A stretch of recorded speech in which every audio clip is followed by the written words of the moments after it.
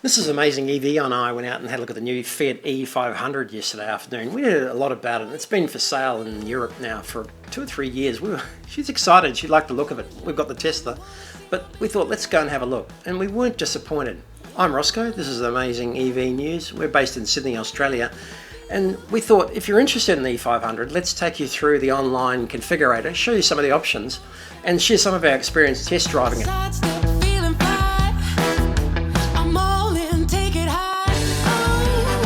Let's jump straight into the Fiat website. We'll be fiat.com.au, and just don't forget, we're coming to you from Sydney, Australia, for anyone listening from overseas. So any pricing or statistics or specifications for the vehicles will be for the Australian market. So let's go and have a look at .com.au. And while it's loading, let's have a quick look at the new Fiat 500e, which has just been released overseas. Yes, that's the artificial sound. Engine revving on an EV. Slated to come to Australia now. Looks like they're taking expressions of interest, but no pricing at this stage. The Fiat 500e Abarth, of course, from Abarth, the performance and sporty division, also owned by Stellantis now, but originally from Mr. Abarth himself. The history of the brand dates back to Carlo Abarth. He built racing cars and performance kits for cars, but as I said, now it's owned by Stellantis. It's the same company that owns Fiat. And if you don't know who Stellantis is, we can have a quick look there as well. So they're a company that was formed in 2021 out of the old Fiat Chrysler automobiles and the French PSA group. It's now headquartered in Amsterdam, and they're actually by size rated the 4th largest automotive company in the world. And they've got brands like Abarth, Alfa Romeo, Chrysler, Citroën, Fiat, Jeep, Lancia, Maserati, Opel, Peugeot, Ram and Vauxhall. So that gives you a bit of a wrap up of Stellantis, and you'll hear them over and over again. But let's move back to the website itself. We've actually landed on the opening page, which is now a register of interest for the all-new Abarth. It's the Scorpionismo. I've got to learn to say that. It's the scorpion being the symbol for Abarth. It's the Scorpionissima. Then we come, of course, onto the new Fiat 500e. They're still offering the old Fiat petrol version at the moment, which hasn't been a huge success in Australia. You can also get Fiat memorabilia as well, shirts and caps and key rings here. And also the Ducato, the Fiat van, is also available as well as part of the Fiat lineup here in Australia. But let's go back to the Fiat 500e, dive in and explore the vehicle and see what is available on the configurator. Not sure again how many choices we're going to get here in Australia. Look, the colour's very nice indeed. There's no doubt I think I saw an edict from Fiat.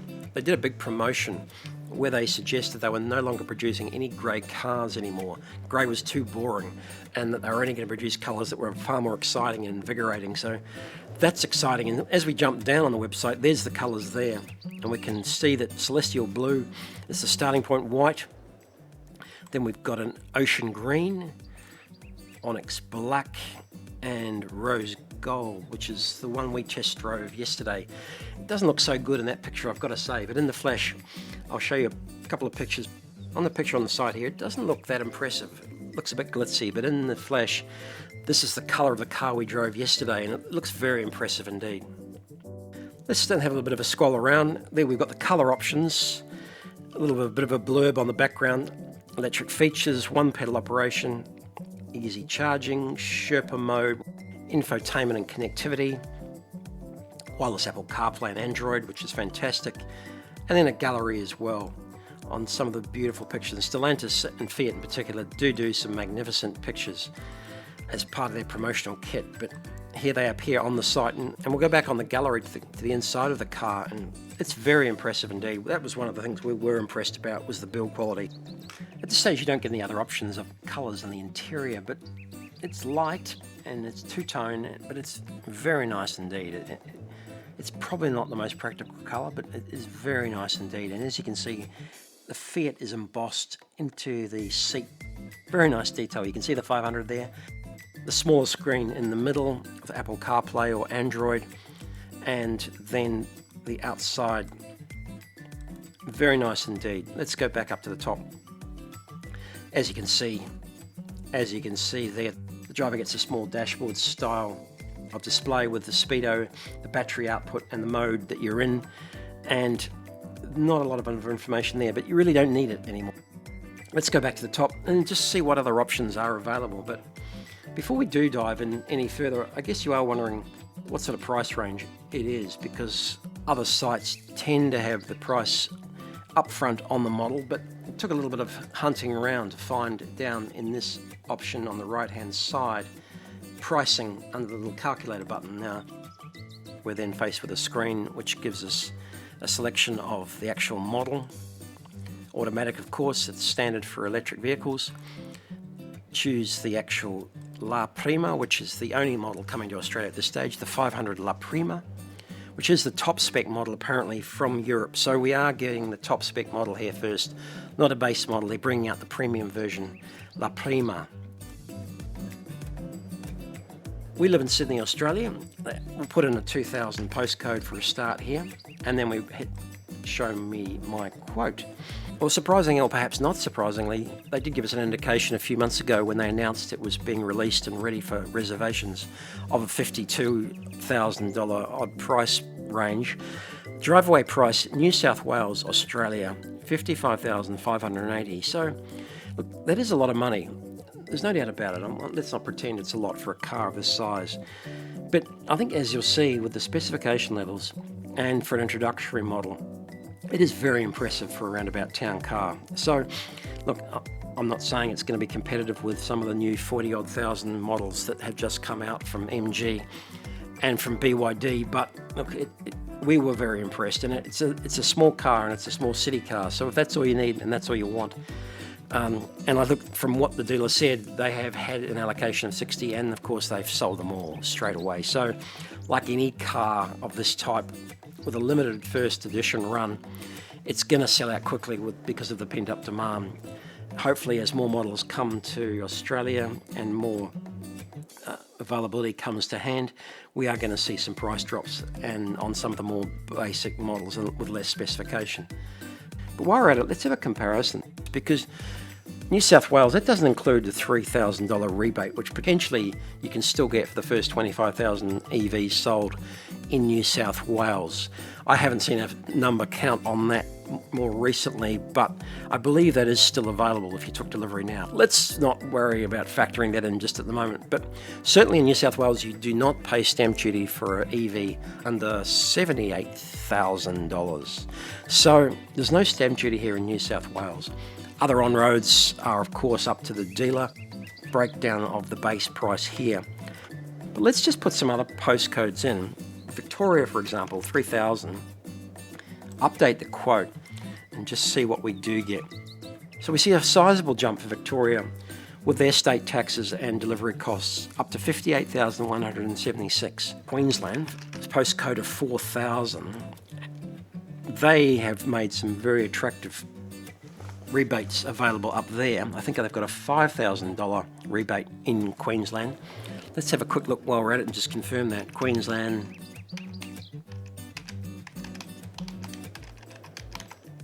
EV rebate. And $6,000. So they've got $6,000 rebate for EV buyers. So drivers have been able to claim it, and that came in April 2023. They used to have a $3,000 rebate, so now they have a $6,000 rebate. So that brings it back to $52,295. So that's getting a bit better. Again, close to a BYD Atto 3 top spec. Different car, different market, different brand. So moving on, let's have a look at South Australia. Postcode 5,000. Update the quote for that. Similarly, 57,235. I am not as familiar off the top of my head with the rebates in South Australia. Let's jump over to WA. Postcode 6,000. And the price jumps to 59,841 for WA state taxes and delivery costs. A sizable difference between New South Wales without rebates for the upfront delivery costs and stamp duties. between the various states. So 55,580 for New South Wales. This is where Mrs. Amazing and I went. I'll give a plug to McCarroll's Fiat in Artarmon. Our salesman up there was very friendly, gave us a test drive at about 4:30 in the afternoon, and no doubt he'd had a big day of test driving. They'd sold a few, which was good going, so very impressive indeed. Again, the service was great and very nice experience up there at McCarroll's Fiat in Artarmon. We drove the rose gold version, which I will jump into now, and that will increase the price by $700 as a $700 option. Running through the model highlights, the 17-inch wheels that make it look very impressive. Big for a small car. Alloys, of course, made it look very nice. The stance was big, and it's not a small car. Plenty of room for the front drivers, that's for sure. So there's the full summary of the vehicle, and look, I'm not going to run through everything here. Look, what stood out for us was that it is a very impressive looking car. It has two doors, two seats in the front, and it's probably from the doors forward, it's like a large car inside. Perfect for just two people getting around town from A to B. It'd be the ideal car for just around town. No doubt you could take it on the road, but it's really designed for around town. From the front seats back, there's not a lot of room really, and it's just designed for around town. Inside there's details like the skyline of Turin, the spiritual home of Cinquecento, the original Fiat 500. The fit and finish is just very, very nice indeed, and although it's not leather, it's an artificial leather these days, the seats are very comfortable and very well trimmed. It's just very tidy inside, and nice soft features, beautiful seats, just nice, comfortable place to be, and just feels like you're in a quality vehicle. Steering wheel just felt really nice. That was one of the highlights for me. The steering wheel felt really good. Small screen in the middle. It's probably a little bit too small, I think, as you're starting to get older. So you really do start to appreciate those bigger screens. It's easy to see the map and the navigation system as you get a bit older, although they've been a bit of a surprise to start with. And it's really relying on Apple Wireless CarPlay or Android Auto as the main operating system. But Mrs. Amazing and I were very impressed overall with the way it was built and the feeling you got when you sat inside it. It just felt like a really nice place to be. And of course, like most EVs, small or large, when you put your foot down, you've got instant power and it can go when you need it to go. The other buttons on the side there, you can see a full detailed brochure. You can request a quotation, you can request a test drive, you can get the full pricing, or you can find a dealer. Again, we go back to the main 500e page, and it describes the exterior features, the colour choices we can see through the configurator, and again, the rose gold was more attractive than what you see here. Onyx black looks very tidy. Mrs. Amazing quite like the white, the base model. That ocean green is lovely, and the celestial blue is the one that's the $1,600 option. If you want more detail, you can request a brochure over this side, or you can dive straight into the model specs, which has got the full detailed list, and I'll leave a link below to this PDF so that you can jump straight into that.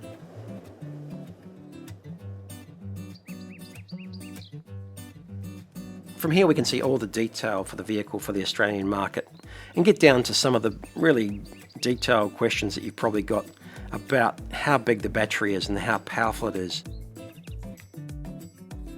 Like most EVs now, people are pretty focused on three things, and that's the motor size, and this one's 87 kilowatts with 220 newton meters. The range, which is 311 k's WLTP, and of course the battery size. 42 kilowatt an hour battery, which again is commensurate with the size of the vehicle. It's a 1,290 kilogram vehicle, which is a lot lighter than a typical SUV or medium-sized car of around about 2,000 kilos for an EV. It is a smaller car, but it does what it does around the city very, very well.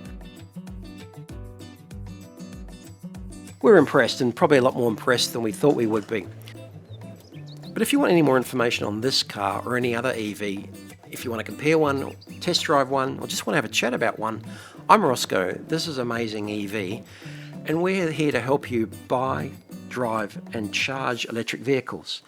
You can check us out on the website amazingev.com.au or email us at roscoe@amazingev.com.au. That's ROSCO@amazingev.com.au. I'm Roscoe, and we'll see you next time.